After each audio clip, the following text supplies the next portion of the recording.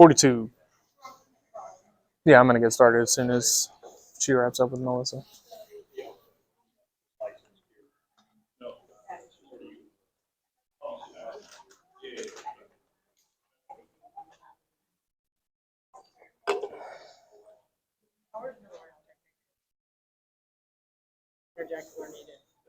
That's fine. Brendan, ever get a ticket?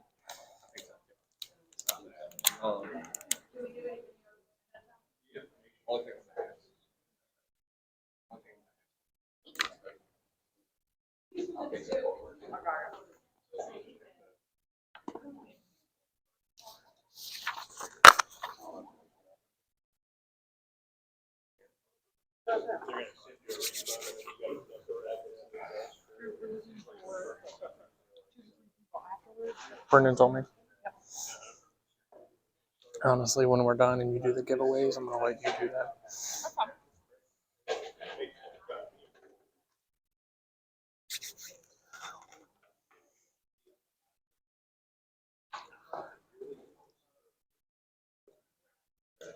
All right, guys, just to be respectful of everybody's time, we're going to go ahead and get started. Is that cool? Yeah? Yeah, I had like 10 people message me and be like, it's graduation week. I didn't even think about it when we said it. So I appreciate those of you who showed up on a horrible scheduling week. We might redo this class later on in the year. But this is probably the class we had requested the most. So we figured we'd bring it back. So we'll probably start doing this probably twice a year or so. See some new faces. I see some faces I recognize. For those of you who are back, we appreciate you. For those of you who don't know what you just walked into, welcome to the Thunderdome. So here is how I roll. This is not a conversation where myself or Denise, we're business partners. She's my mom. We both sell real estate and we both invest. This is not where we're going to talk at you. This is going to be a discussion. We're in a library, but the fact that they let wisdoms here and like present tells you they don't care if you're loud, right? So you don't feel like you all can't talk. We want to be interrupted. We want to interject. Full disclosure, if I don't get interrupted tonight, I feel like I did not do a good job. Fair enough? So I've already asked some of you, but now I'm going to put those of you who I haven't talked to on the spot, and I'm going to ask, you're giving up a lot of time, which is our most valuable resource. Please do. What do you guys want to get out of tonight?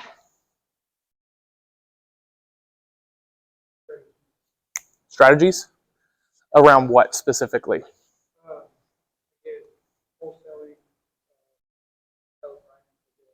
Okay. Okay. There's a lot to unpack there. Be sure to, thank you by the way for shouting that out. Be sure to participate because I know we have a lot of really cool people in a lot of industries in this room. So where I may not be an expert in that, if you hear something and you feel like you can add value to that person, part of the reason we got started late is I wanted you guys to kind of talk and network amongst yourselves. So don't be afraid. If you know how to help him and you want to talk strategies with him, go introduce yourself. And that's the other powerful part about these events. So thank you. Who else?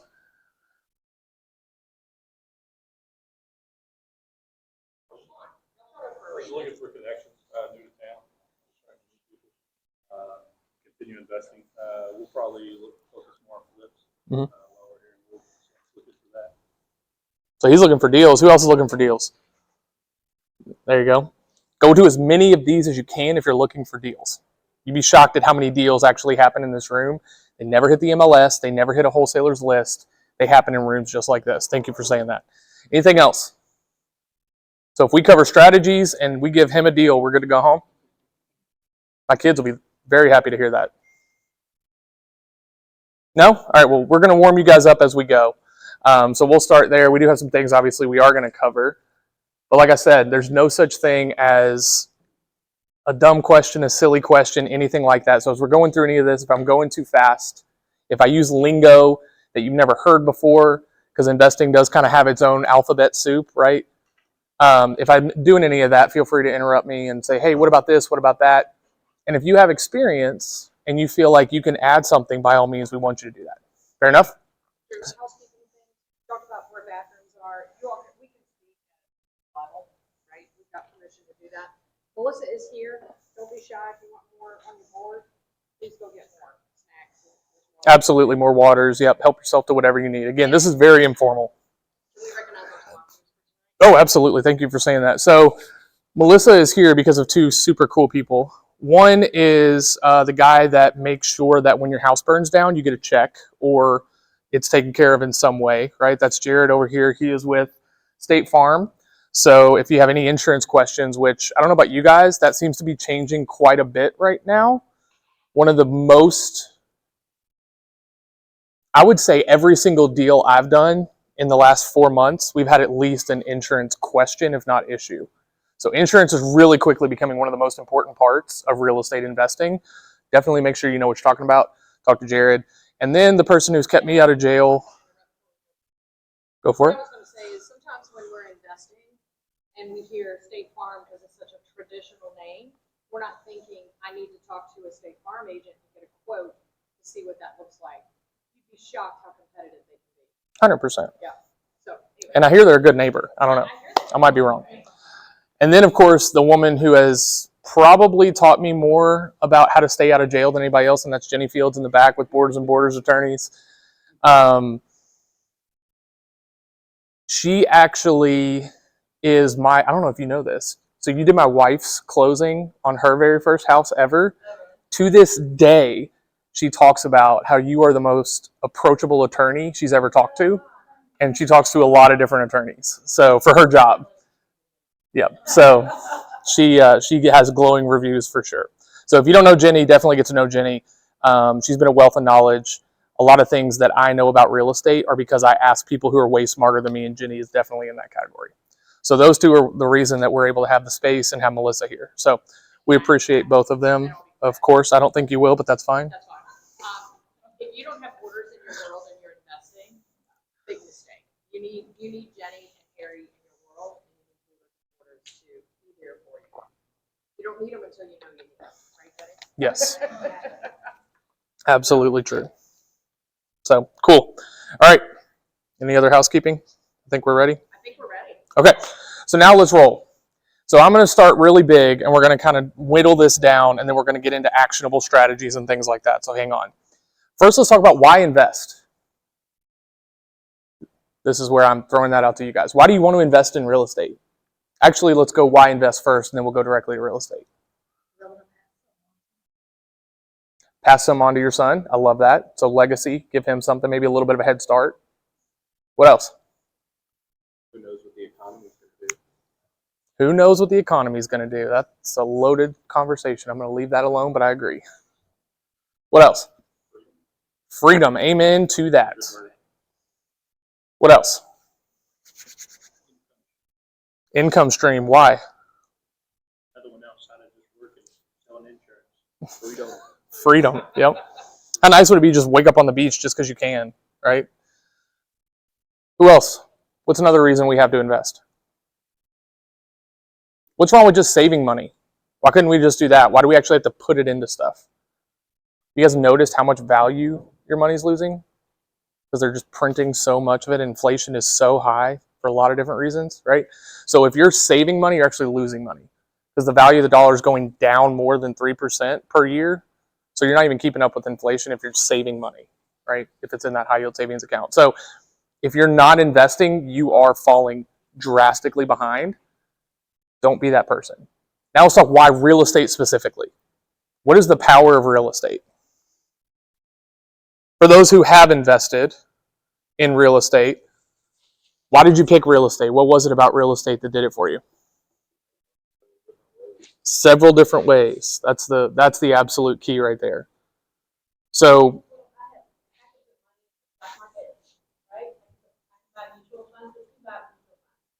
But I had zero control, almost zero control over whether or not the company that I buy do well or not. I had to try to buy my groceries and Target, see if Target stock will go up, but it probably won't. But if you're smart in how you buy, and you're smart in how you manage, you have more control than your property. And you can get in and borrow things. So you only have to pay a small percentage. that's another absolutely important one. So in all seriousness, let's say we all got together because we had so much fun tonight, bought a house, and we got a house for $200,000. We all came up with. Okay, so we can come up with $40,000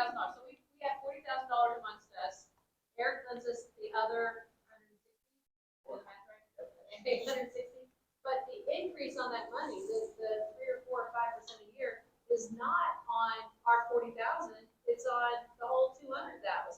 So now my $40,000 is making 10 grand. Yeah, Yep. 10 grand a year. My 40,000 is making me $10,000 a year, not counting tax deductions, not counting other stuff, not counting all the other things. So if I'm smart in that, and I have good lenders, I have good realtors, not easy. It's a second job. I'm not trying to imply that it's easy. But man, what a smart way to do it. So that's why we do it. Mhm. We have more control over it. Drop out, look at it.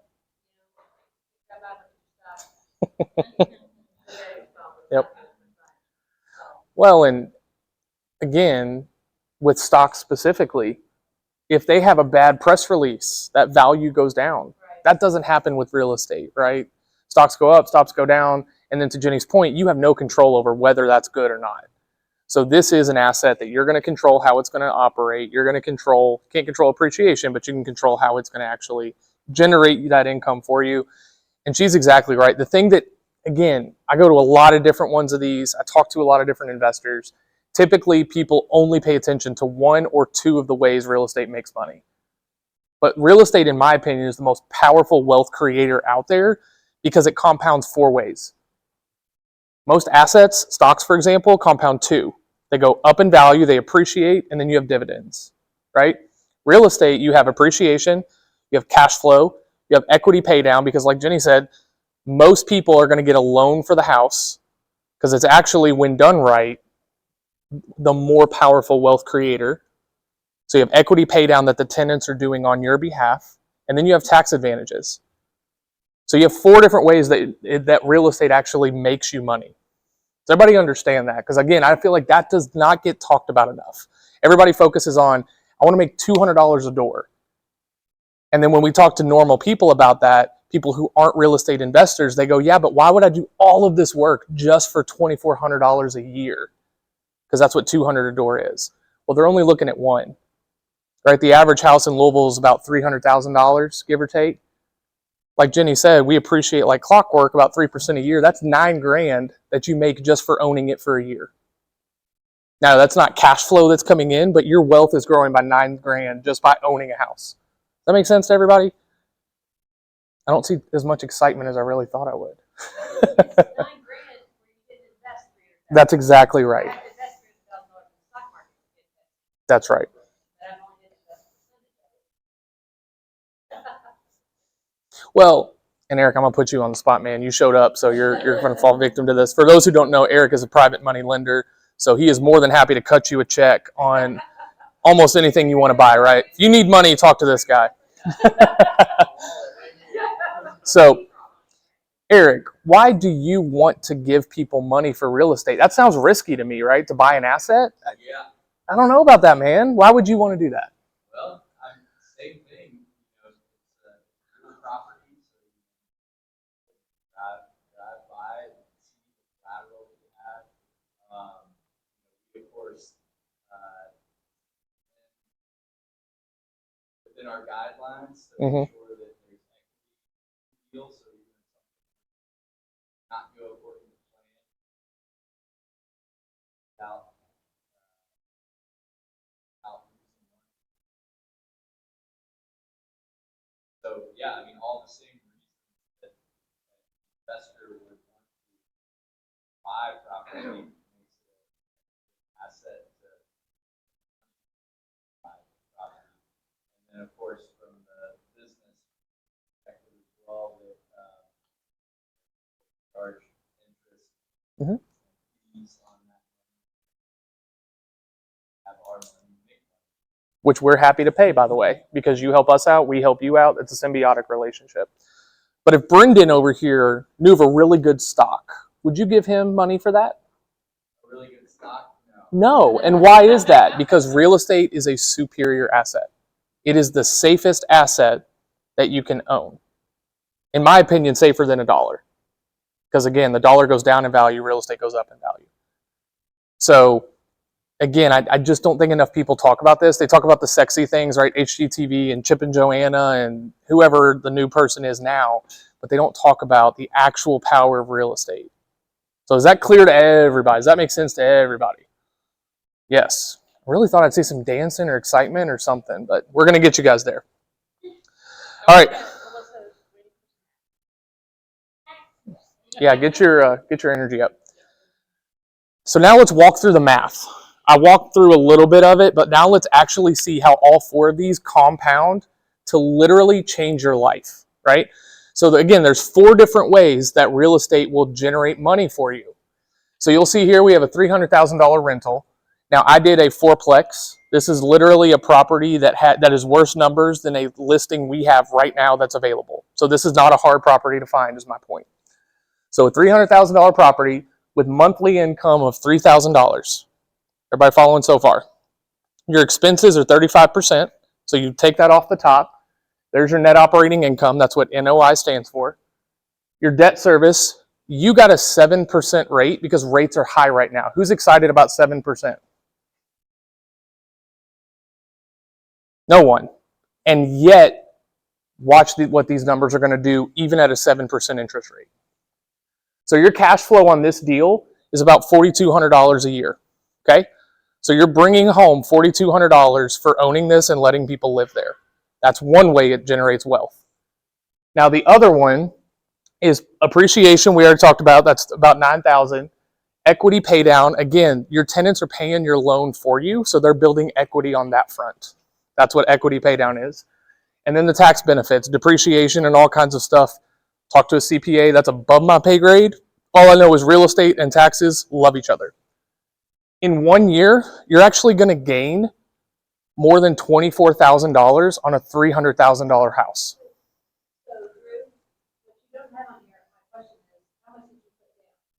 Oh, that's a great question. So for this, you put down 20%, which would be $60,000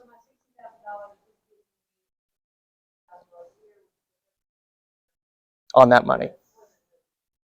What does the stock market generate yearly? Do you guys know? Safe is 4 to 5. S&P 500 is about 8 to 10% a year. This is 30 to Jenny's point. I think it was about 8,700 if I'm not mistaken.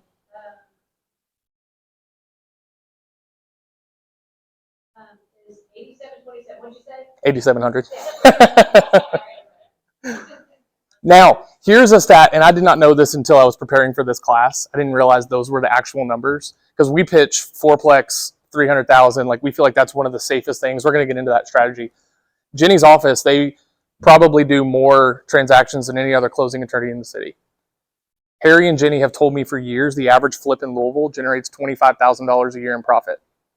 And people are so excited to go flip a house.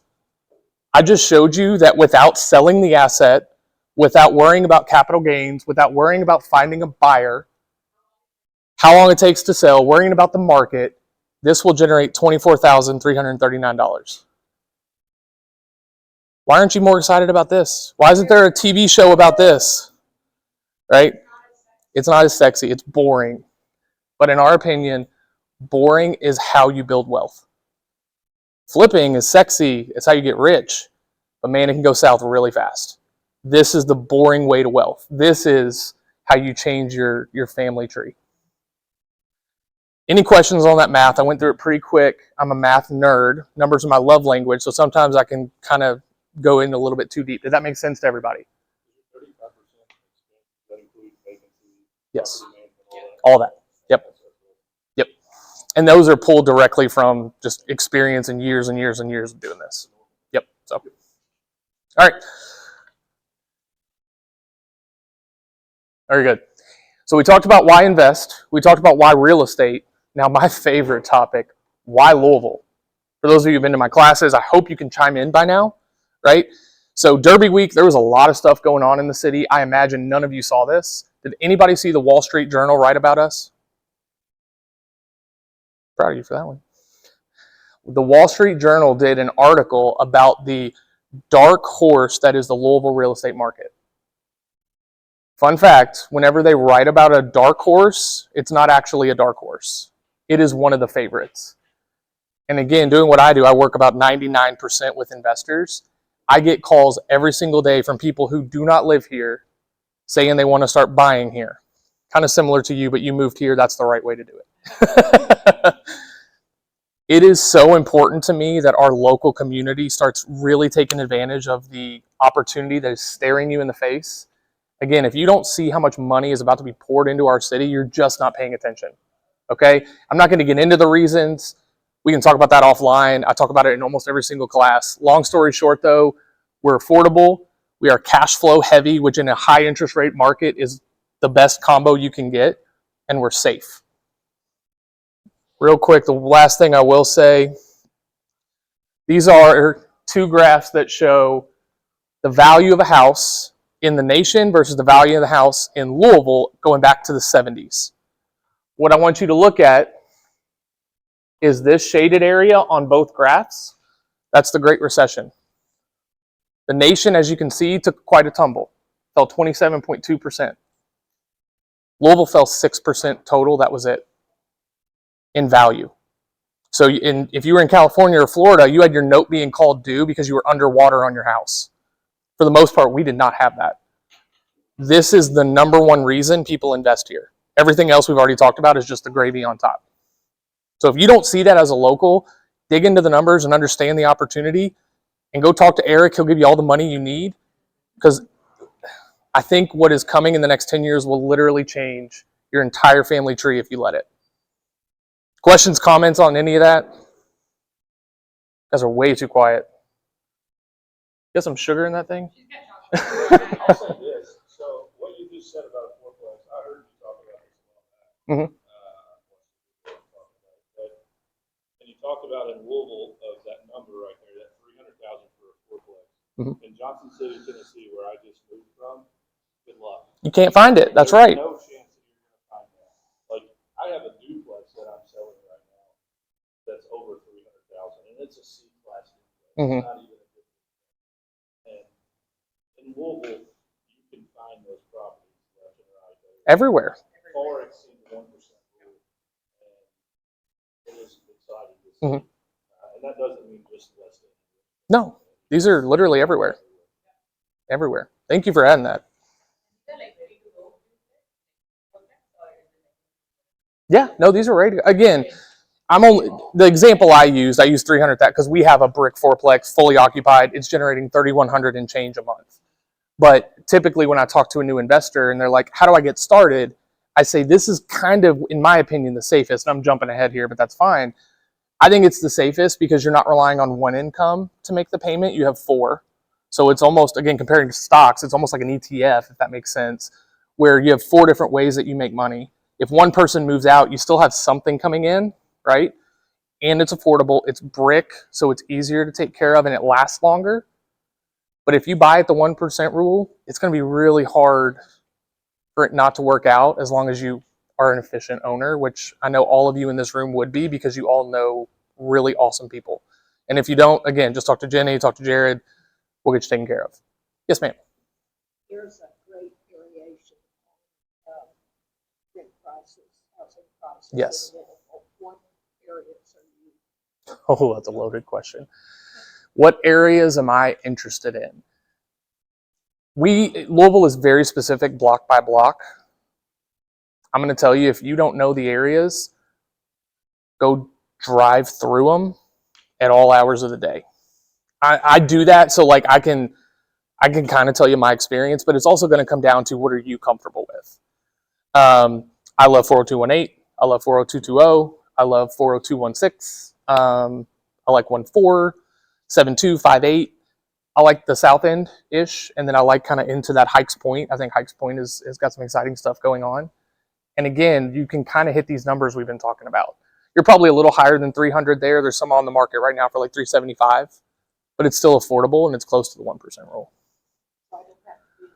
You do not have to be in the West End if you don't. If that's not where you're comfortable, don't invest where you're not comfortable, because that is something. Your ability to sleep at night is important. Out of the investors out there, what other areas are you guys looking at? Because this is not just about me. Shively, yep. Yep. What was it?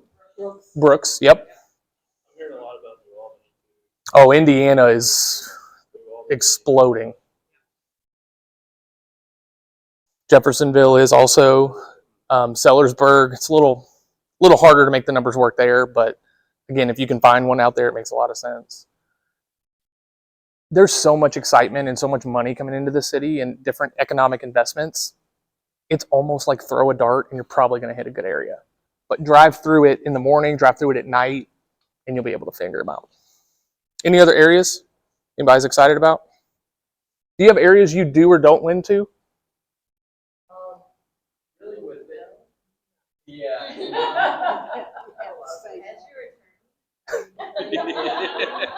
That's fair. I did kind of tee you up there in a way that I probably shouldn't have. That was definitely not recorded at all. No, that did not happen. All right. So now we're going to get into actual strategies, right? These are just a few of them. There's a ton of different ways to invest in them. What do you know about them? Again, I can talk at you all night, but I want to hear what you guys know. What do you want to know? What questions do you have? Who wants to flip? I know you said you did. Who else wants to flip? Like, that's what you want to do. Only 3. That actually shocks me. I expected more. Why? Not saying it's wrong, but Flipping is the business side of it to get to the buy and hold. Mhm. That 4 units we thought is Mhm. we'll start with single families. We got to duplexes. Like you said, you can buy them. Yeah. Buy an investor that like just numbers as far as purchase. Right. So if I heard you right, you flip as a means to build capital to buy something bigger, to buy multifamily. Okay. Who else? If you want to flip, why do you want to flip? It's fun. You and me flip differently then. No, I think what Alex said is ultimately the main motivation. Obviously, a lot of people have fun with the projects, but that shouldn't be why you pick an investment. No, it shouldn't. I agree, it's fun. Like 1 out of 7 days. Yeah. The first few, right? Yep. And then once you get rolling, Every project you hit the You're like, this, I will never do this again. And then you sell it and you're like, I can't wait to do the next one. What about you back there?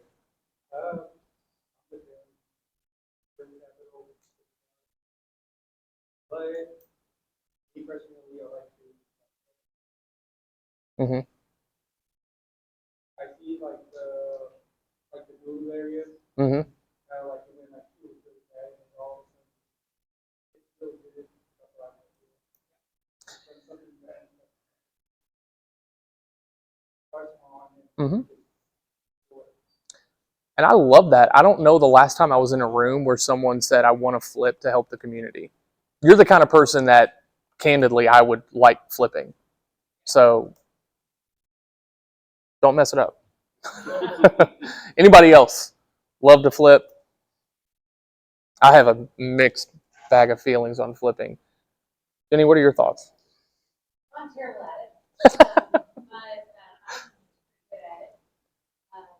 But he has flipped it various times. A lot of because we need capital or something. So it's a second job. So if you're already working 40 hours a week, it's hard to work another 40 hours a week. So we has does a good job, loves it. Um, Years ago, when we first started buying houses, I realized that on every house that I looked at, I wanted to buy it. So I thought, wait a minute, why am I even going? If I would vote yes, I can just go vote yes. And then decide because my vote's always yes. So I don't even.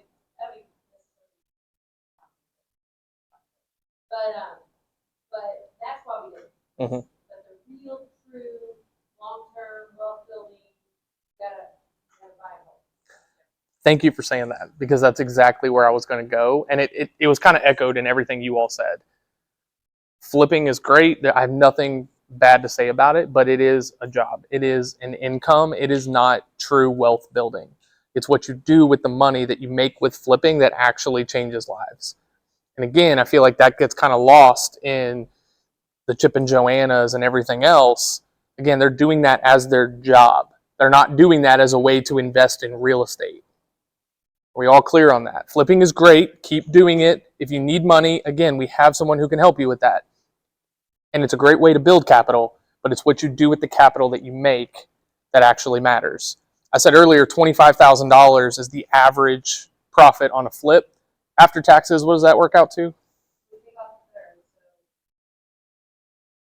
Yep. So again, I don't think taxes get talked about enough either. So that 25 is actually only 16. So if you're taking home 16, or you can buy one and make 24, just buy and hold it. It's a lot less risky. What's the most difficult part of flipping? Oh man, all of it. I think the most difficult part is finding the contractor who's going to do what they said they're going to do and hit the timeline they said they're going to do it in. Yeah, I would say contracting. What else fits that list? Oh my gosh, a lot of stuff. Finding the property. Finding the deals for sure right now at a number that makes sense, and uncovering the things you didn't know about them. So here's what I was going to bring up. With fourplex strategy, you're not just making $24,000 this year. Yeah. That's next year. Yeah, you're making it every year. It basically means you can find one flip a year. Mm-hmm. And again, you can find them on the MLS. There's 3 available right now. So yeah, availability is the best ability. We talk about that all the time. Never been more true than in investing. Any questions about any of that? All make sense? Yes? You all are so quiet. Yes. So just thinking about like our clients, like the majority of them think the same way. That your goal is really to buy and hold real estate. But a lot of them, when they're getting started out, they're like, "Hey, I'm gonna flip a property or Mm-hmm. to like build up capital."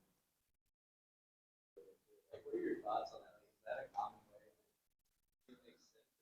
Like, I always wonder, like, capital is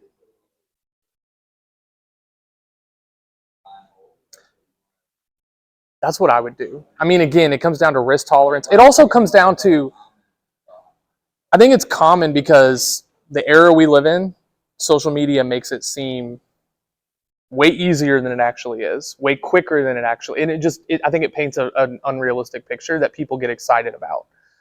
I do think people see it as the only way to get the money for a buy and hold, but I firmly agree with you. If someone says, I'm getting into investing, can you help me find a house to flip?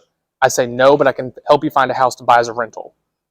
And then obviously if they push me, I'm going to do what they want. But renting, in my opinion, is so much safer because it's so much more risk when you flip. Again, the things that you just don't know that can go wrong that do, especially if you're brand new into this, you may not have the right connections. Who's been burned by a contractor?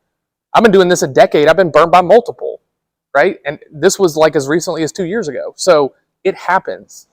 So no, if someone's brand new in investing and they don't have the connections and they're fresh out and they're like, I'm going to do this to get my first property, I'm going to say, what else can you do? Especially in this world, I'd rather you do a side hustle and build money that way to buy the first one as a rental. And then once you're used to owning a house that you don't live in, now let's talk about flipping. Now that you've dealt with the BS of, whatever issue came about with the house that you didn't know was there. Because if you flipped, you have to allocate X amount of money for the oh shit bucket, right? That you just didn't know was going to happen. So. Well, can we talk about flips going wrong? I've got 2, one was sold and one is listed right now. We need a support group now that I think about it. They were upside down and they brought money to the table. Flip. Doesn't mean don't flip. It's just know those numbers and make sure you've got guardrails up. Right? And again, I think the other thing that's important, know your skill set.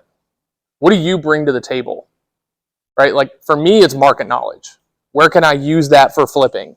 Well, I can buy it at the right price and then I know where I'm going to sell it. That's what I bring to the table for a flip. I'm not the one swinging a hammer. I'm not the one doing anything else. So when I'm flipping, I've got to stay in my lane and then I have to rely on other people to do the other stuff. The best flippers I know are the ones swinging the hammer because their margins are lower than mine and I'll never be able to beat them. So also you got to know your skill set and your psychology. Yes, ma'am. I think the best thing about starting with flip is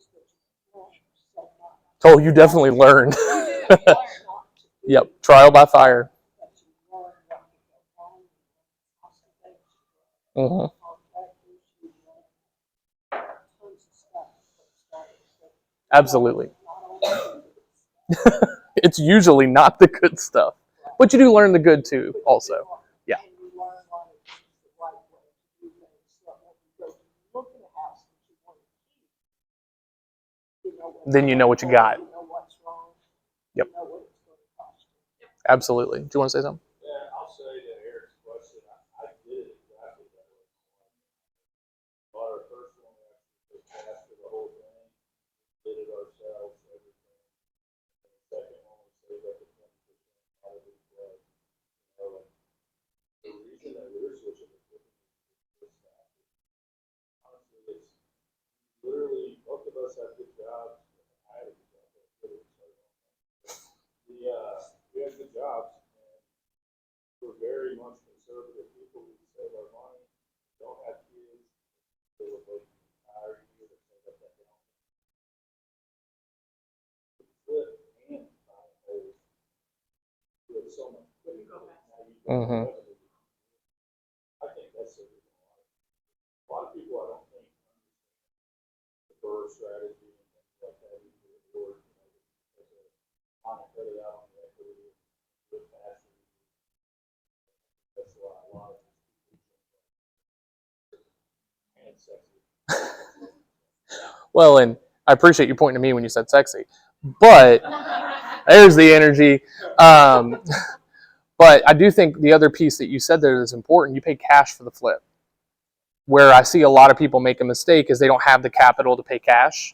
So they visit someone like Eric, they get a hard money loan, and then the pressure of that payment is actually what ends up kind of knocking them off balance or whatever it is. So because you paid cash, I think, again, you did it the perfect way.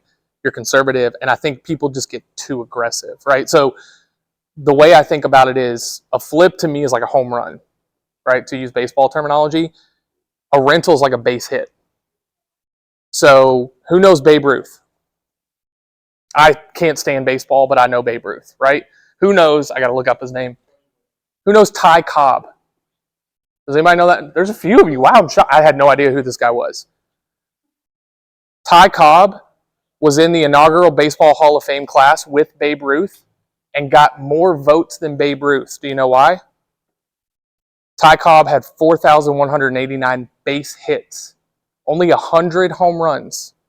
Babe Ruth had over 700 home runs, but Ty Cobb got more recognition in the Baseball Hall of Fame. Base hits are, in my opinion, way more valuable than a home run because of the risk associated with it. Yet everybody wants to hit a home run. Again, I think that's social media culture. That's a whole other conversation, but you can build an absolutely incredible life with base hits. Stop swinging for the fences, at least until you have a house with a fence. That makes sense to everybody? Cool. Did you want to say something, Jenny? Yeah. Oh, I thought you did that. All right. What about single family rentals? Who has these or who wants these? What can you tell me about these? These are pretty straightforward, right? Mm-hmm.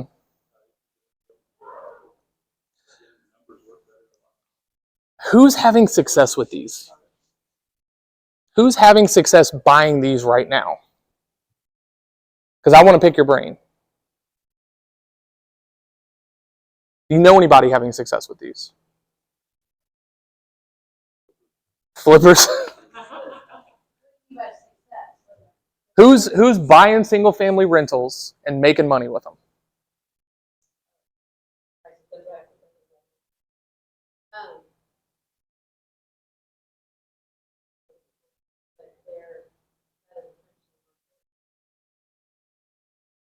A little harder to find the deals, right? Again, I think to your point, New Albany, Southern Indiana, you can still actually do pretty well with single family rentals. Louisville, just because of, again, going back to what I said earlier, all the money that's pouring in, it has caused our prices to appreciate faster than they have in the past. Going back to that graph, we're like historically 3%, maybe 4% every year. Last year, when most of the nation was down, I think California was down 17% last year, we were up over 5.5%. So much money is being poured in here. So if you're going to go single family route or single family rentals, which I do think is a great asset to have, you got to make sure you have deal flow. And that's where coming to stuff like this, talking to these guys will definitely help you with that. Anything else on those? I think that's pretty straightforward, right? Multifamily. Oh, these are my babies.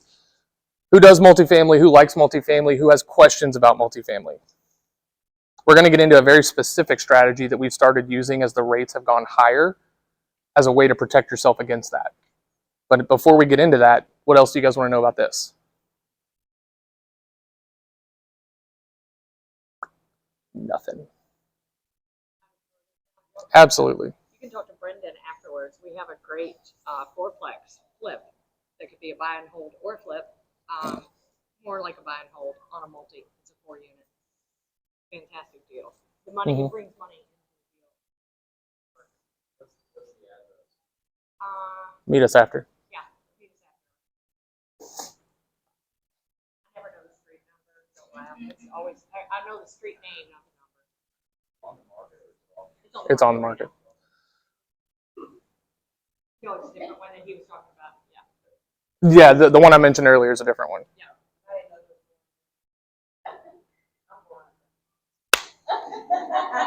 That's the one that we were talking about. Yeah. Yep. But no, this is a different one. Any other questions on those? So multifamily, again, to hit it really hard. I travel the country and I teach real estate investing. I've never been in a market that competes with Louisville's multifamily market. If you don't know how good you have it, go try to buy a fourplex literally anywhere else in the country. I have yet to, I'm not saying a market doesn't exist, I'm just saying I have yet to find it. I go to California, New York, Boston, I go to these different places, I talk to them about what our market looks like and their jaws hit the floor.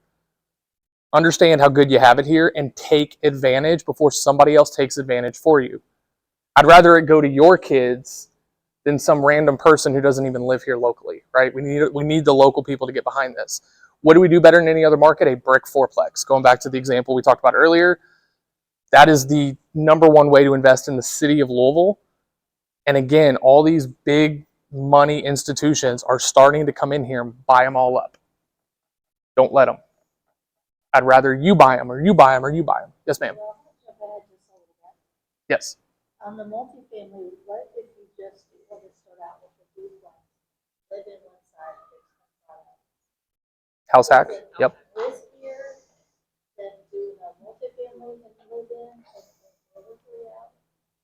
So multifamily just means more than one unit. So a duplex would be kind of in this conversation the same as a fourplex. Where it does get a little different is fiveplex or more, you have to get a commercial loan. So that's where I would draw the line. 4 units and under are kind of one asset, and then 5 units and over are a different one. In Louisville, if I was just starting out, is it like a safer bet to do a duplex? On one side? To me, it would be about the same. Yeah, because your duplexes, they're probably not going to be half the price of the fourplex, so that may be the differentiator there. Your price per unit is better on the fourplex, but you can still absolutely do exactly what you're talking about with a duplex. Yeah, you can house hack on a 2 or a 4 unit. It's just depending on how much capital do you have, right? Because you can get a good duplex for 180 to 240,000. So maybe if you can't quite afford the 300, you do a duplex. That makes sense? Yep. I wish I was smart enough to have thought about house hacking back in the day. Anything else about multifamily? Questions, comments, concerns? If you take nothing else out of tonight's class, go buy multifamily before California does. Before we have people who call us from other countries trying to buy our real estate. Go take advantage of it before somebody else does. All right, Airbnbs. Ooh, everybody loves these. I know you're going to want to talk about these. What do we want to talk about with Airbnbs? Guys, you're killing me. Yes. I sat in one of these with a guy who's very experienced like one of the OGs. Mm-hmm. He said his message was basically like, Don't do it. Thank you. Is that a fair statement? It is. Yeah, I mean, there's different things you can do to kind of protect that risk, but like for instance in Dallas, everyone who had a permit got it taken away. And that we have a real affordability issue. That's a whole other conversation. But one of the things that is on the docket federally is how do we get more houses on the market? With rates where they are, the only reason the prices are not going down drastically is there's no inventory. Part of that blame has actually been put on Airbnb buyers. So in Dallas, what they did is they took away everybody's permit overnight, and you had, I think it was like 30 or 90 days. I have an investor down there that you had to basically shut down your Airbnb and convert it to either midterm or long term or sell it. And that was their solution to the more inventory problem. So even if you have a permit today, which are harder to get now than they were a couple of years ago, you can get taken away like that.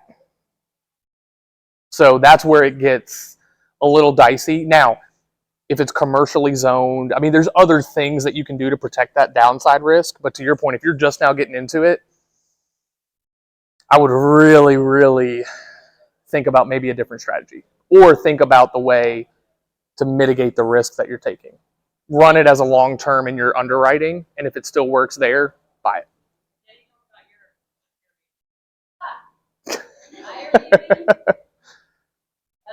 Well, I never did an Airbnb before.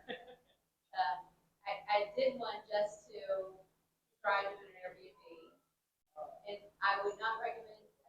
I love my Airbnb. I'm not in any way fine, but if I was returning, I would tell you not to buy this particular one. Only because this particular one is really weird. Like you don't own the dirt. Super convoluted thing, but I happen to be familiar with this particular area, so I've looked up on documents. But what I did with my Airbnb, because I wanted to try it out, was my husband and I, we did a backdoor raw, and I've been preaching about self-directed IRAs forever. So we did a little backdoor raw. We raised a little bit of money in that, the past few years. We took that little bit of money and we purchased this Airbnb. It wasn't enough money to pay for the whole thing. We had to get a special kind of loan to cover the rest of it, and it's cash flowing well enough to pay the loan and pay whatever it's got to pay. But here's the deal: our initial investment of $50,000 purchasing this, will pretty quickly be $200,000 in the Roth self-directed IRA. Means I'm not filing taxes on the rental income because it's all growing tax free. How's someone getting write-offs? So that's a little sad, but it's a growing tax free, which is better. So, which means at some point when we're of retirement age, sell that asset, pay off by then, and now we've got for $50,000 investment. I now have $250,000 that's tax free. Or I can convert it to property. Jenny's Airbnb is protected, it's not falling into permit. They correct. went through Well, some- that's because I chose it down. Yep. Yeah. Well, and again, that's where, what can you do to mitigate that risk? Did that just die as it's plugged in? That's going to be unfortunate. That was kind of an everything. That was like a buying a self-directed Roth IRA. Yep. If you guys are interested. Yeah. I mostly did it because I'm like, my clients do this all the time. I want to understand. Well, and it is pain. It is pain. Well, we said flipping is a second job. Airbnb is 100% a second job. Absolutely. So again, don't think that's not passive income at all. That is very active income. So know what you're doing. I personally think it's too late. Again, it's got to be a very specific, and I actually own where Jenny owns. It's got to be a very, very specific deal for me to be interested in an Airbnb, but the right ones might make sense. But I'm kind of steering away if I can. Yes. Insurance companies, you just have to Thank be you. very, very careful, because some of them will look at them like it's a rental dwelling, and quote it as a rental dwelling, but some of these do not cover short-term rentals. So if they figure it out, they either will not cover your claim, or it's gonna be very expensive. So just find a nice spot, like State Farm, we wouldn't be the place for an Airbnb kind of spot, but make sure you're looking for the right kind of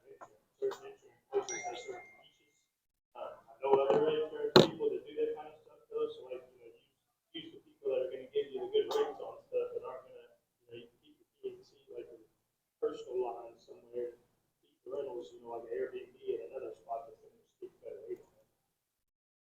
Well, and from an insurance perspective, we haven't even hit on this yet, but again, we started with insurance is one of the most important conversations around real estate right now. It's a higher risk profile, which is why you all don't cover it.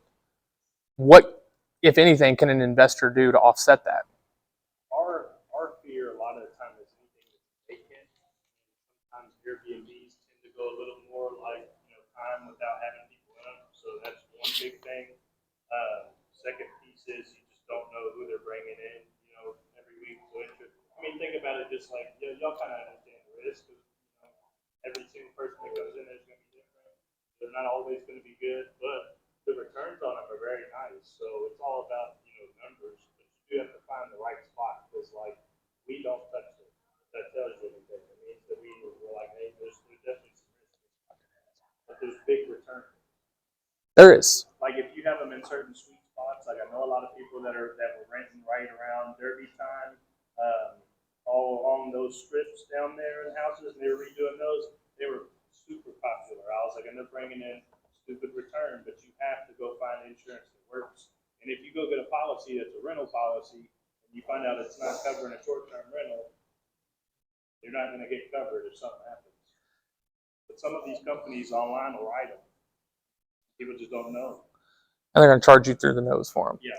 So I had not planned on asking this question. I appreciate your question because now it's got me thinking, what's the next Airbnb? He said it's a little late for Airbnb. What is it early for? Manufactured homes? I've actually heard some rumblings about that. ADUs, I heard. So, ADUs, accessory dwelling unit, so it's like a home behind your house. So I was at a meeting a couple weeks ago, this is exactly what you were talking about, you gotta go to the meeting. This particular meeting was all Spanish speaking, and I don't speak Spanish, but I was kind of one of the boundary meetings. But anyway, the planning commission was there, and they said basically, we love ADUs, all in blanket statement, so be careful with this, but it was like, all ADUs are approved. Like, they need housing so much, they're like, we're just gonna approve them. To the extent, everybody ready for this? Sorry about that. Yeah, so to the extent that if you go to the Louisville Planning Commission website, look up accessory dwelling units, they actually purchase, for everybody using free plans, 3 sets of plans. There are actually 3 plans on their website you can go to. So, the planning commission says, have at it. We want you to put these in your backyard. We're good. We don't care if it's in your backyard, basement, garage, attic. The water company will flip out a little bit, but we can deal with them. But the planning commission won't be is say yes because they need it. So, and they're giving you free plans. And there's little tiny homes that you can just go and get plans for. I don't know how to build them, but whatever. Well, and one other thing that I think is really important to note, we said flipping, and I think people think that means buy an ugly house and make it better. My definition of flipping is I buy real estate for this price, I improve it somehow, and I sell it for a higher price. That improvement may only be changing the zoning. It may be buying land, building a home, and then selling it. Or in what Jenny's talking about, buying a home with a detached garage, converting that to an apartment, and then selling it for a profit. So don't be afraid to get creative. I know we spent a lot of time kind of poo-pooing on flips, but if you know what you're doing, if the plans are there, if you're not going to have to worry about that, find you the right contractor to build it. I think there's a ton of opportunity there because like Jenny said, not only are we growing in the money that's piling into our assets, but our population is growing because we're a very affordable, awesome place to live. Take advantage of that. So if you were walking around so in my world, okay, I have regular people and I have investors. So We're irregular. still regular people and investors. So in regular people world, because you guys work in regular people world and in investor world, right? And you work in both worlds. Yep. So if you're walking around with a regular person and you were looking at houses with them and you had a little house, but it would probably cost the house is going to be an extra $50,000, $60,000, $70,000 because of the ADU in the backyard. has an ADU in the backyard with kitchen and bathroom and bedroom and all that, you think they would, people that you talk to, they go, oh my gosh, I love this house, I've gotta buy it.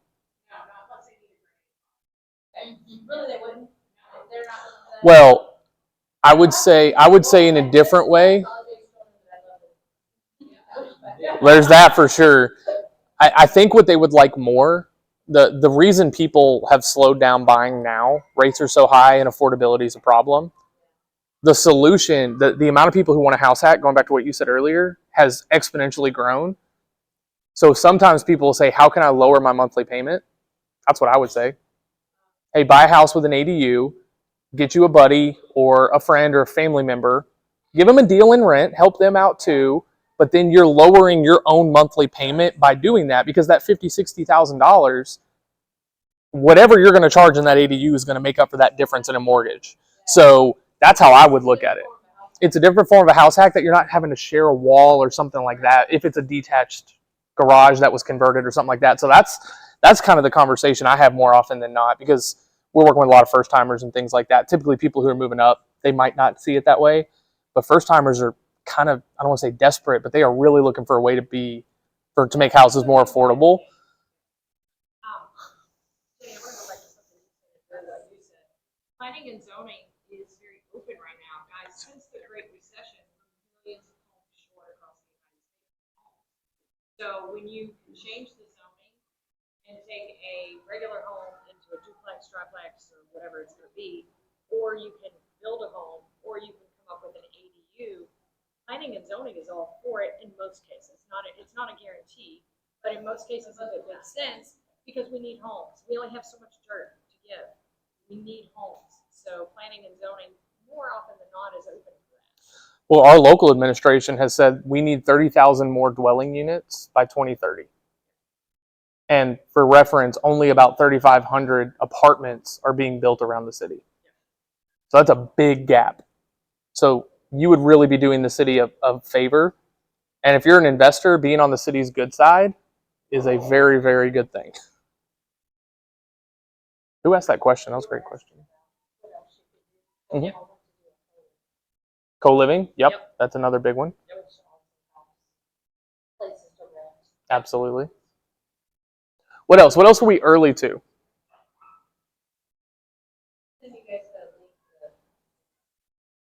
Thank you.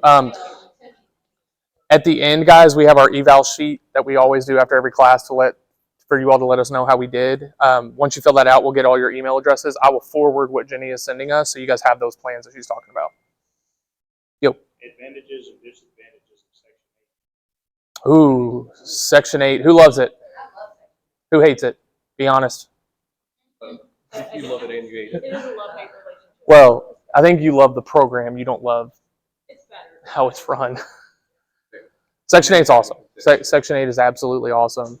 Do we need to go into that? Do you guys want to talk about that? No? Just know you are not allowed to say I don't accept Section 8.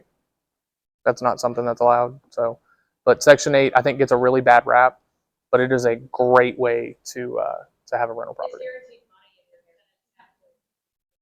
Yep. The tenant has incentive to be a good tenant, the landlord has incentive to be a good landlord, and the city pays you. Pretty good way to do business, in my opinion. Did I see a hand over there? Yes. You talked before about building. Mhm. Have you begun that? Has anyone begun that? We have. The plans are being reviewed by the city. That's taken a little bit longer than we anticipated. Her question was, we're building fourplexes. So we've submitted the plans. They've kind of drug their feet on some things. They asked for us to make some changes. We did that. We're building multiple houses right now, and those went by without a hitch. So I think because of where the fourplexes are going and things like that, there's a little bit more red tape. But yes, we have started that process. We've started it. Those are going downtown. So it's a little tighter quarters. They got a little bit more red tape that we're going to have to figure out. The house that we're building is in the Hikes Point area. If anybody's interested, we have these new construction projects that are going in multi, and then we have it in single family. Yep. To where if you want to flip or even hold, whatever your desire is, you can build new construction, believe it or not, with equity built in. help you deliver equity for the right land price. Let's say. Yeah, you got to get the land for the right We price. gotta get the land right, and we gotta get the, plan right. But right now, we have 3 under construction, and it's just a way to create your own inventory, so you're not fighting over inventory, you're not overpaying for a home. Well, and we have an investor who approached us and said, I've been trying to find a flip for 18 months and I can't find one. And so we talked 18 months. Yep. So, well, I agree with that. So we said, well, have you thought about building? He was like, no, that's crazy. Well, again, you're improving the land, except there's no oh shit bucket because you kind of know all the cost, right? You're building ground up. Nothing should surprise you. It's a little more capital intensive. So we're building his house and he'll make significantly more building than he would have flipping. So again, don't let your brain think flipping only has to mean buy ugly, make better. It's just buy this price, do this thing, increase the value, and sell it for a profit. Anything else on that? I get those calls every day from our clients. I think we were earlier about value. A lot of people, when they're struggling to find something in their buy box, that's where they go next. They go, well, heck, I can just build one for Exactly. equal or less cost. Of course, to your point, that opens other questions. Exactly. Right. Well, and again, right now, because of where prices have gone, again, we're building one in Hikes Point, and there's like a $50, $60 per square foot spread on what he's building for versus what the market is delivering. So he can make a considerable profit building. So, and there's so much demand, even with the high rates. Thank the Lord we live in the market we live in, guys, because I got people around the country that are struggling. We are not. Like, do not, if you walk out of here with nothing else, this is a hot market. You better take advantage of it. Don't let the high rates freak you out. Don't let anything else that you're hearing freak you out. This is an incredible time to be a real estate investor.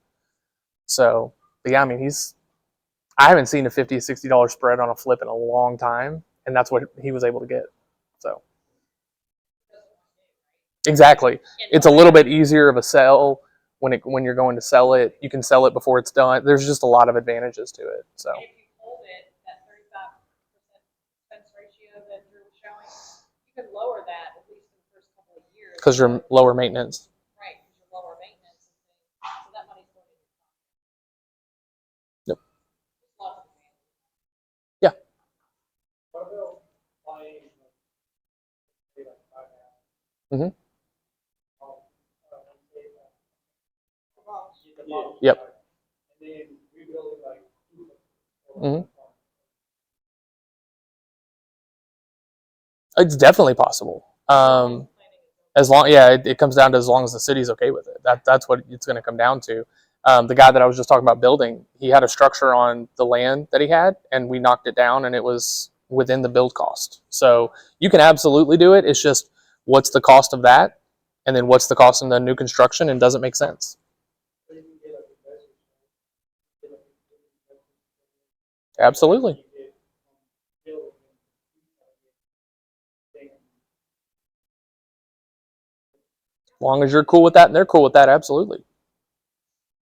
Adding on to that, so you can have an answer as to whether or not you could zone it that way before you purchase it. 100%. So if that was something you were going after, let's say there's a 5-house bundle out there, which again, that's like Costco pricing. So for those people who are like, again, I can't find a flip, have you looked at the bundles available? Because typically they are substantially cheaper than just buying them individually. So that's another just pro tip of if you can't find a flip, go look for a bundle. Don't overspend, but that's a good way to get a very attractive cost per door or cost per house. But let's say you were buying it, we could build in a contingency to the contract that says, hey, we need planning and zoning to sign off on what we're planning to do before we close. So then you don't even have to worry about once you're closed and you've taken the investor's money, oh crap, how am I going to pay them back? Because now I find out I can't. But do that on the front end. Don't do it after you close. Good question. What else? This is great. We're really getting exciting. You guys are firing me up. No, I'm good. I mean, we're pretty much about done. What was the original question you were on? Well, we kind of bounced around, but it was what else are we early for? Like you said, we were a little bit late for Airbnb, so we're early for ADUs. We're maybe early for not early for new construction. That's always going to be an opportunity as long as it's in the right area for the right price. Is there anything else that we're not thinking of that we're early for? Point to the manufactured home, I think that's what it is. Mm-hmm. Odd homes, very much looking for that. I think Sure. On a manufactured home, number one, you'd want to be outside, most likely of Jefferson County, right? You just have to be careful where you put it and on the land. We call it raw land that may or may not have utilities. Because we get these calls all the time. Hey, I want to build a log cabin. I want to get a manufactured home. Help me find land. People just don't realize the cost to develop and bring that utilities on. So if you are going to chase that manufactured way, number one, is my land already developed? How much is it going to cost to bring my utility? Those utility hookups are very expensive. Am I on sewer? Am I on septic? What does that look like? And then tying it down for insurance purposes to make it a permanent fixture. So there's a lot behind the scenes to make sure we interrogate that, and you got to kind of know what you're doing in that venue. Really, you just need to be educated in wherever you go. 100%. Have a great source of people around you that can give you a lot of information. yes, I think,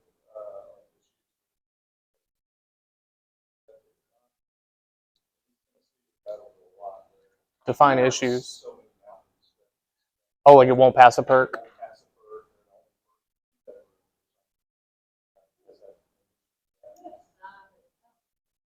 Not disastrous. I'll be honest with you, and I don't know if we're more advanced than some areas of Tennessee, but there's like 5 different septic systems. So if we don't perk for this, we can look at another option. And nobody wants a lagoon, but you could have a lagoon, which is all the way down, the line.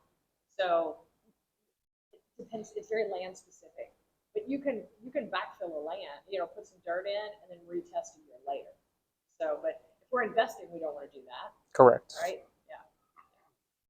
But just with manufacturing, with anything, I mean, any of the investing, it's just do your due diligence and know what you're getting into. Because they sound great, but then when you peel back the curtain, it's like, on my Airbnb, I've got to have a permit and I've got to do this. And what if they repeal it? ADU, are they going to improve it? How much am I going to get from that? I mean, there's just questions on all of it. Well, in one of the last slides, which I don't know how my computer died while it was plugged up, so I apologize about that. But one of the last slides is the top 5 mistakes people make. And the number one mistake I see people make, and you've kind of heard bits and pieces of it all night, is they analyze the upside first. If the upside is big enough, you will talk yourself into making some really bad mistakes, right? I am probably the worst offender here because risk to me is like a challenge. It's like, oh, you think I can't do this? Watch me. And then 6 months later, you were right. So analyze the downside first, and you will be amazed at how much easier it will make your decision-making process. Because if you're good with the downside and you know what you're doing there and it's not out of your risk parameters, then look at the upside and you can determine if it's worth it or not. That one shift has saved me personally a ton of money and our investors a ton of money. But the number one mistake I see, this is new or experienced investors make, is they look at the upside first and then they talk themselves into dealing with the downside. Do not do that. You see a lot of the things we've talked about when we talked about flipping, we immediately went to what could go wrong, right? We're talking about new builds, we're immediately going to what can go wrong. When you're looking at a deal, that should be the first question you ask yourself, what could go wrong? And if you're cool with any of those things or you have a solution, you don't have to be okay if they go wrong, but hey, I know how to protect myself against that. That's a deal you should really look more into. And if the upside makes sense, pull the trigger.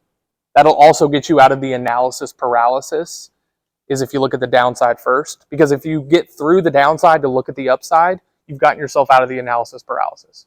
That makes sense to everybody. That's the number one thing that has changed my investing life more than anything else and most of our clients.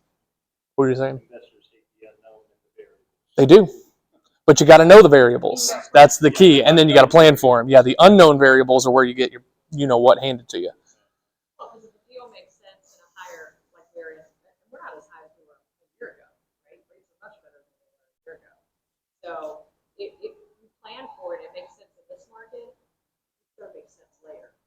100%. Well, and with all, again, a very easy way to do this, specifically like for a rental, because I don't think we went into a lot of negativity about rental. Flips and everything else, I feel like you kind of know the pitfalls there, right? For a rental, we do what's called a stress test, right? We cut the rental profit by a certain percentage, and we say, okay, if we went 3 months without rent on this property, what would that do? If we went 6 months, whatever your risk tolerance needs to be, what would we do? Have a plan for it. And then if it doesn't happen, that's okay. You guys are at least in a better position than you would have been before. But if you say, if I go 6 months, I can't make this work, that might be a property you don't want to buy. Because again, no property, no investment is worth losing sleep over. I don't know about you all, but I've lost sleep over investments. You're not an investor. Exactly. Perfect, right? We say just plan it out and it'll work perfect. That's not always the No. case, but the less that you can mitigate, or the more you mitigate your risk, the better your success you'll find. That's right. I haven't asked you this. What would be the number one mistake you all see that investors make? Anything. I mean, you work with a ton of investors, so if it's non-title or whatever, that would be valuable too. Well, I'll give a little word about title in just a second, but, number one mistake that real estate investors make is not becoming a real estate investor. There are guys who, like, the Korea meeting, whether you guys know this or not, you were like at the mecca of real estate investors. The Korea organization that we have is probably the new idea in the and the guys that set it up 30 years ago set it up with a different profit.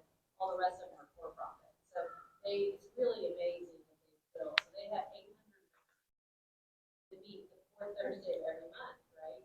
So, but you know, there's guys that go to those meetings, go to those meetings, go to those meetings, and they've gone to those meetings for 10 years.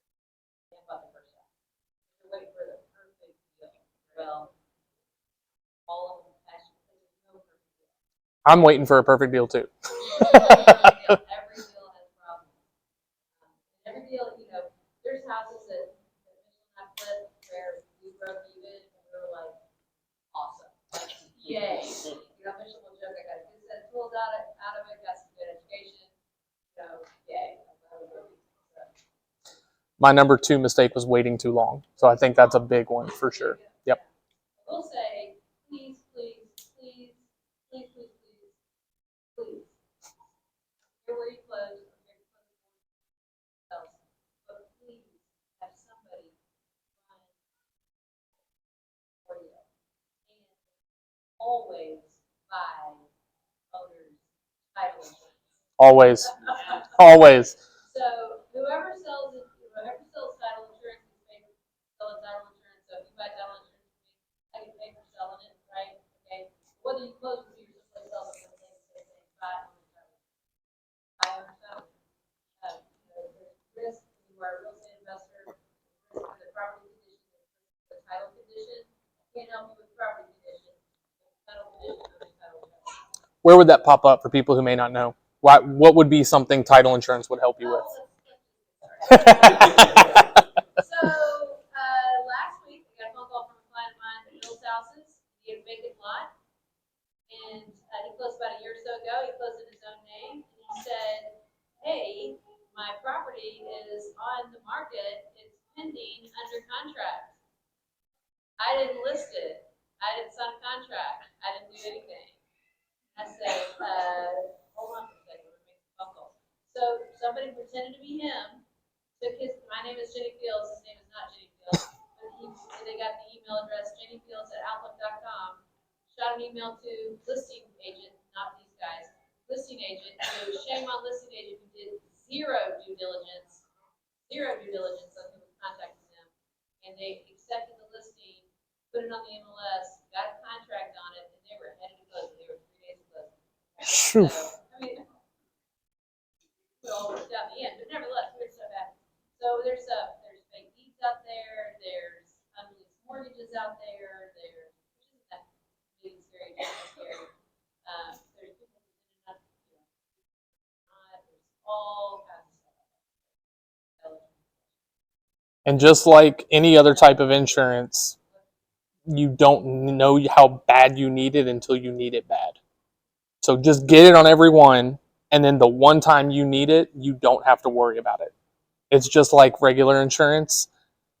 You can choose not to pay them every month, but the one house that you don't have insurance on, or the 1 month you let it lapse, that's when you're going to need it. You're not going to have it. Well, if you bought your house 10 years ago, it's accelerated in appreciation, and title insurance is where you buy it. You need to go back and see Jenny and reinsure improvements or wherever it is, right? Cool. Yeah. One more. I want to pivot a little bit. One thing I wanted us to touch on was the deal acquisition. I think I heard that from a few other people as well. Obviously, you brought up, be in environments like this. What other advice do you have for finding some of these deals? Finding deals. I'm going to go, and then I'll because I know Jenny is teed up for something on this. So I'm going to let her give her spiel in a second, but I'm going to give the one that I can't stand hearing, and I hear it in a lot of investor rooms I'm in, is, oh my gosh, I had no idea deals like that popped up on the MLS. Why would you ever just not look at an avenue of deals? I hear so many investors be like, you can't find a deal on the MLS. That's true if you don't look.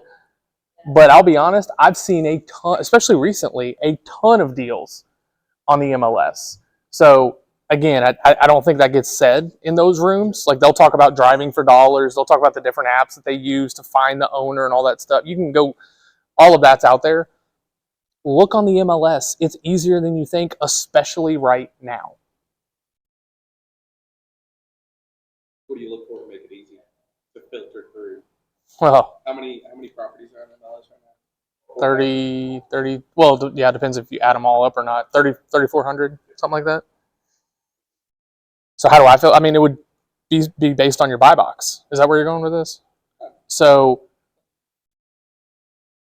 thank you. You can't hit a target you don't know where it is. So we talked a lot about different strategies. If you go home and you're like, I'm going to do these 3 things, you're not going to have a buy box that you know what you're looking for.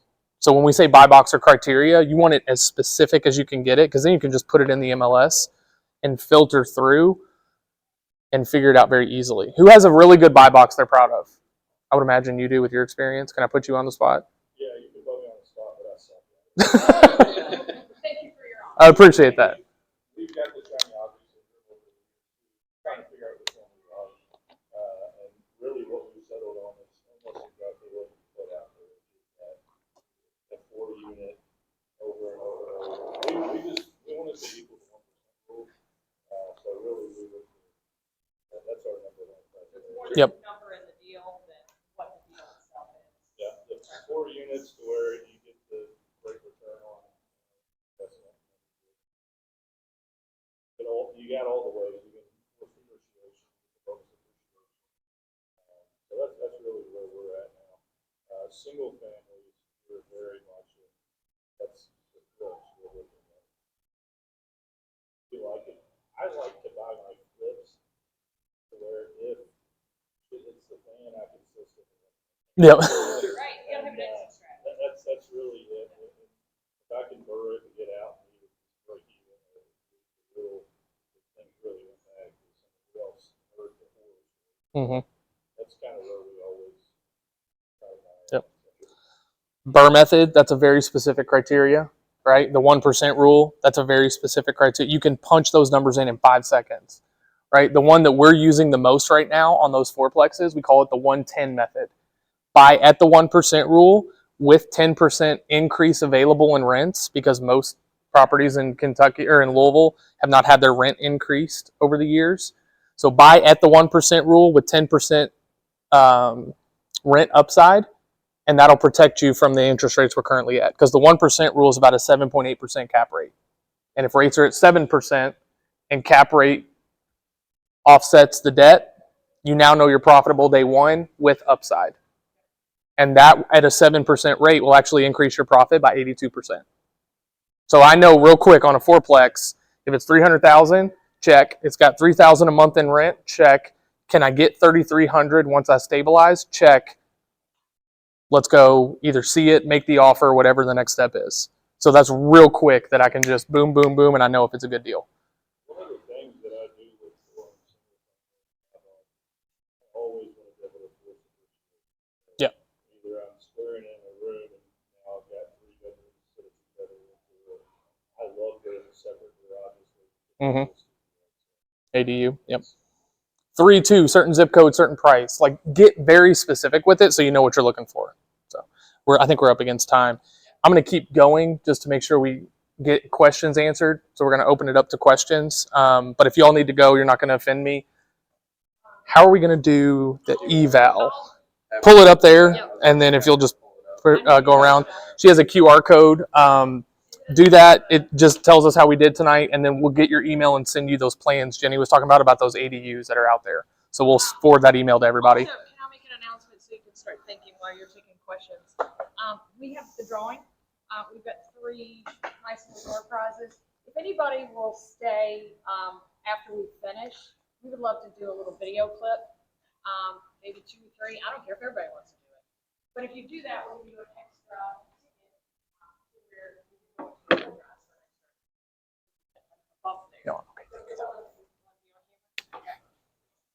Yep. If you are, just raise your hand. Veronica says, yeah, man.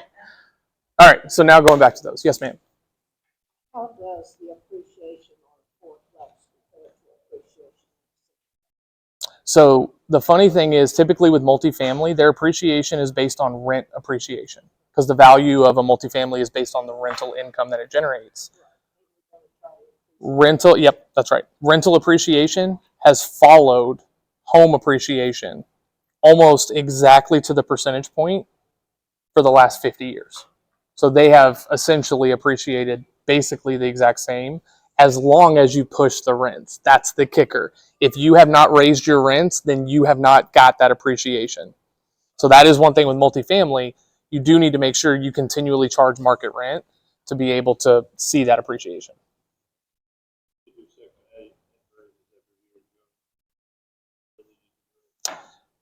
You're new to Louisville, really easy might not be the best way to say it.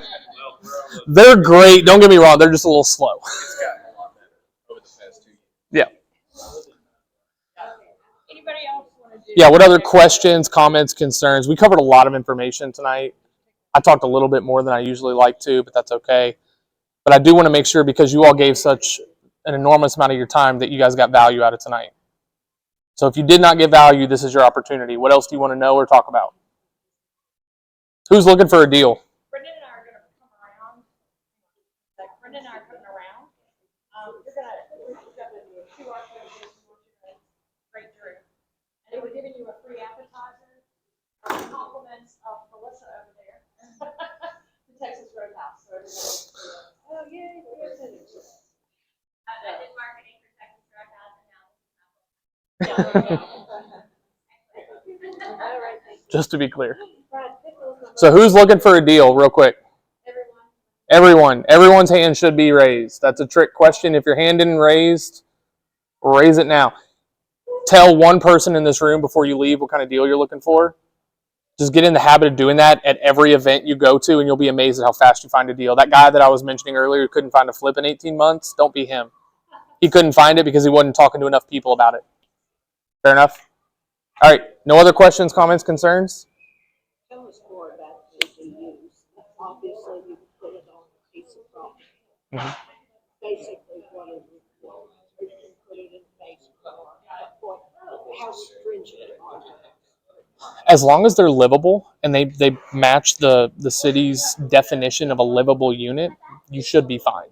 So if it's a garage, for instance, it's got to have a way to be heated and cooled. It's got to have a floor, and then it's got to have what the basic requirements of a bedroom, kitchen, and bathroom would be. So as long as you meet those requirements per the city, then you're going to be just fine. I personally like a detached structure a little bit more, but you could absolutely do it to something that is attached. If it's in my basement, do I need certain exits, windows? You'll need egress exits for sure. You'll need a secondary, like another way for them to get out that's not going through your front door, from my understanding. In an attic, fire escape?